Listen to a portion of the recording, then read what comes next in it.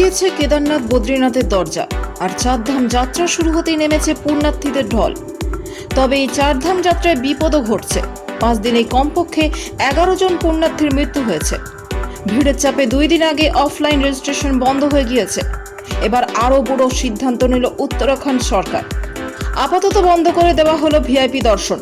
একই সঙ্গে ভিডিওগ্রাফি ও রিলস বানানোর উপরও নিষেধাজ্ঞা জারি করা হয়েছে। উত্তরাখণ্ড প্রশাসনের তরফে চারধাম যাত্রা আয়োজনকারীদের জানানো হয়েছে, আগামী 31শে মে পর্যন্ত চারধামে ভিআইপি দর্শন বন্ধ থাকবে। অতিরিক্ত পুণ্যার্থীর চাপ সামলাতে এই সিদ্ধান্ত নেওয়া হয়েছে বলে জানিয়েছেন মুখ্য সচিব রাধা রাতুরি। ভিআইপি দর্শন বন্ধের পাশাপাশি মন্দিরে ভিডিও এবং রিলস বানানোর ওপর নিষেধাজ্ঞা জারি করা হয়েছে। মন্দির চত্বরে 50 মিটারের মধ্যে ভিডিওগ্রাফি ও রিলস বানানো ব্যান করে দেওয়া হয়েছে।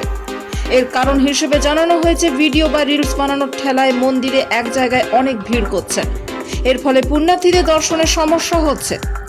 ভক্তদের কথা মাথায় রেখে মন্দিরে 50 মিটারের মধ্যে ভিডিও ও রিলস বানানো সম্পূর্ণ নিষিদ্ধ করে দেওয়া হয়েছে।